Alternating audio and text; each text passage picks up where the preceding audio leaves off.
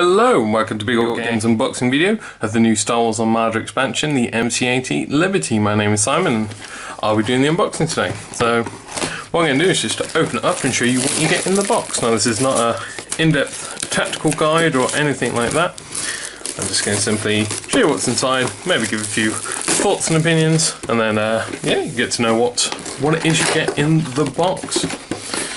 So this is part of the new Wave 3 and 4, and if you're interested, I've also unboxing the rest of that wave, so you can check out those videos if you like as well.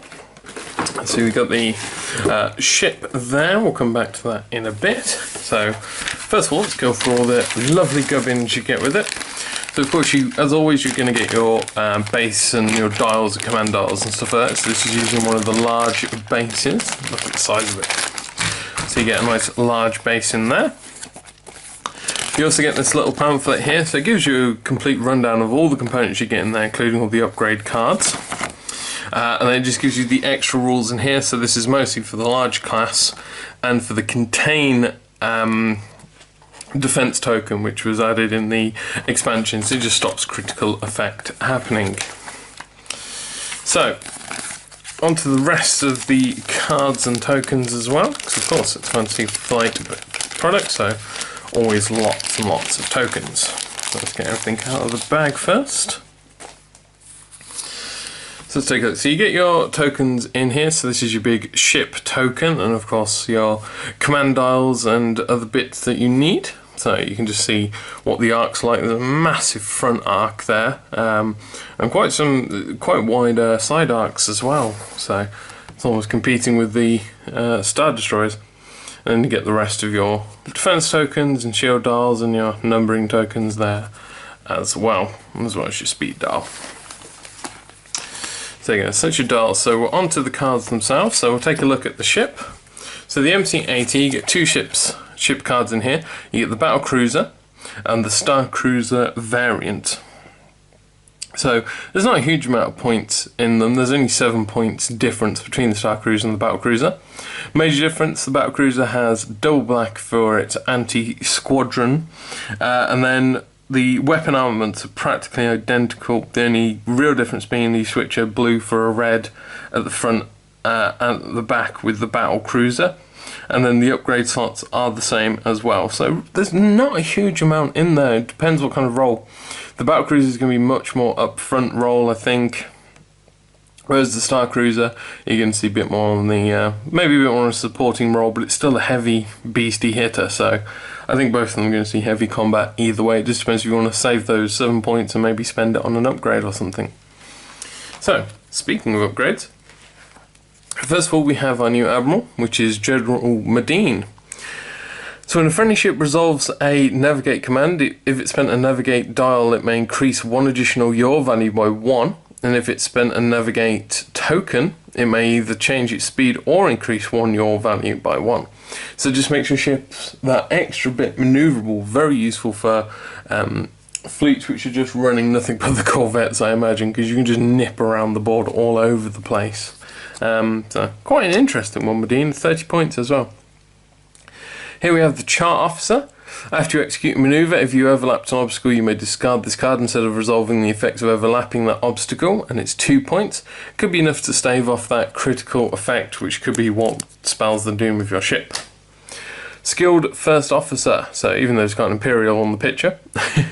Before you reveal a command, you may discard this card to discard your top command dial. So it costs 1 point, so again it's a one-off effect, same as the Chart Officer. But it could be what's crucial to allowing you to change that command, because maybe you've just made a miscalculation, you need to get down to the dial that's beneath it. So, Medical Team, before you doubt a face-up damage card with the crew trait, you may discard this card to discard that damage card, another 1 pointer and another discard effect. I've never been a huge fan of discarding cards, especially when there's so limited amount of upgrade slots, but when they're only clocking in at 1 point and 2 points each, they do become something that's worth considering. It's when they cost 3, 4, 5 points that are very, very iffy, but at 1 and 2 points each, there's something worth thinking about there. Engine text, which we've seen before, so navigate. After you execute a maneuver, you may exhaust this card to execute a 1-speed maneuver. Very common on gladiators. We You have Veteran Gunners. While attacking, you may exhaust this card to reroll all dice in your attack pool. So this is 5 points. You can keep reusing it, which is a big boon. And again, re-rolling everything, it's like, you know, it's going to vary a lot depending on how good you are at rolling your dice. Whether or not you're going to get a lot of mileage out of Veteran Gunners. I personally really like it, though. Fire Control Team. During the resolve damage step, you can exhaust this card to resolve one additional critical effect. You cannot resolve the same critical effect twice, though. And this is 2 points. I think this is a very powerful card for 2 points.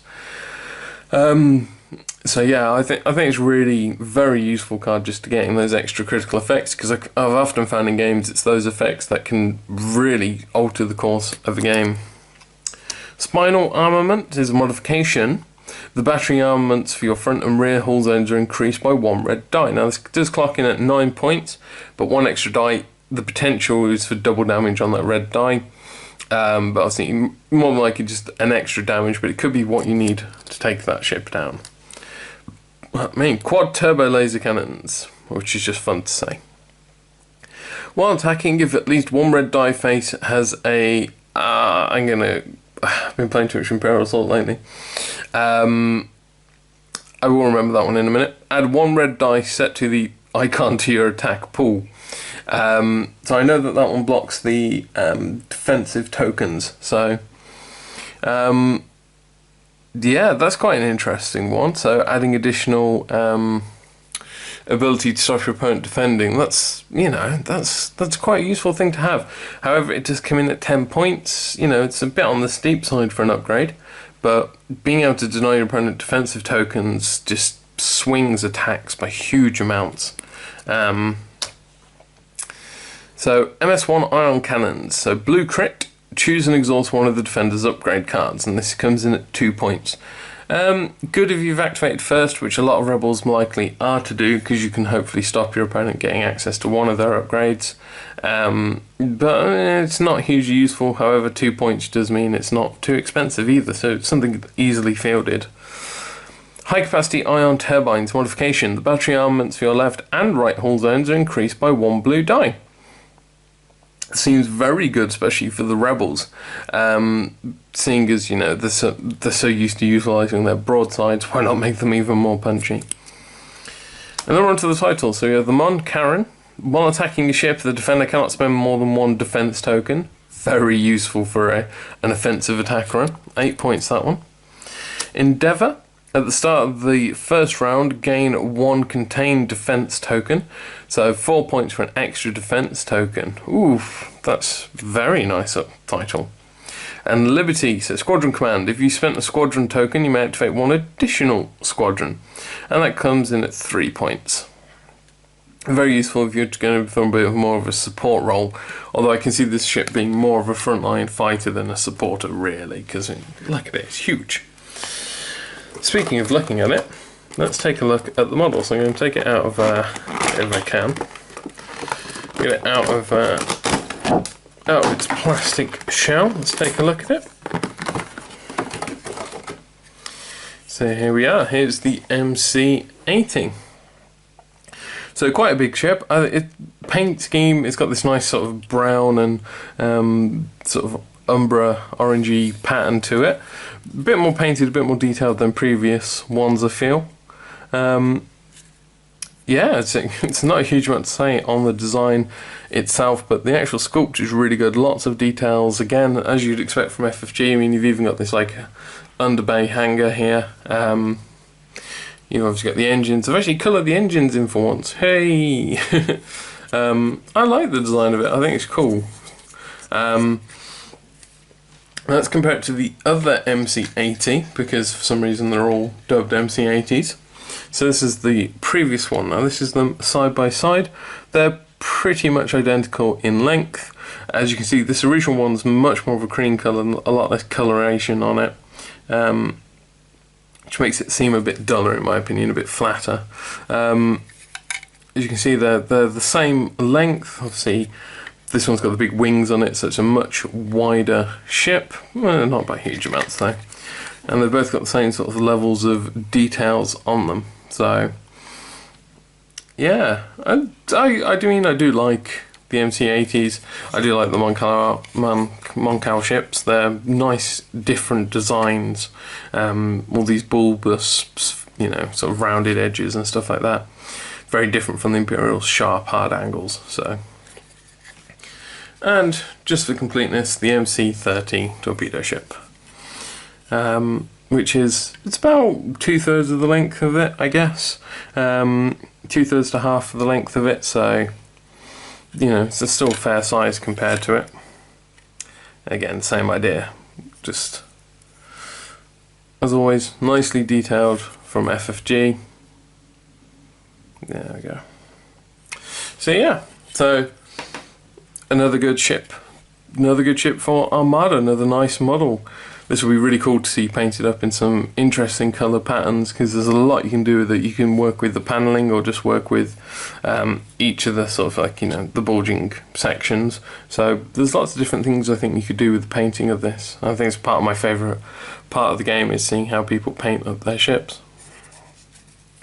So there we go. That is everything you get in the MC80 Liberty expansion pack. It's a really good expansion pack. There's a lot of good upgrade cards in here. I think Ms1 is a very cool new Admiral. I'm looking forward to seeing him being played on the field. Well, as an Imperial player, I'm not looking forward to playing against him, because I have enough trouble tracking where my opponents move as it is, without them having all this additional yaw and stuff. But no, I think it's a really good Admiral, General Ms1, and some good titles on it as well. Usually the titles are a bit but I think the titles on this are very useful. So there we go, that is the new MC80. Now remember, all the single components you've seen here today can be bought and sold on our website, bigorbitcards.co.uk. Remember to like and subscribe. Check out my other videos. I'll be unboxing the rest of the Wave 3 and 4 of Armada, so the flotillas and the interdictor. So if you're interested in those, check out those videos. Otherwise, I hope you've enjoyed watching, and I'll see you next time. Bye.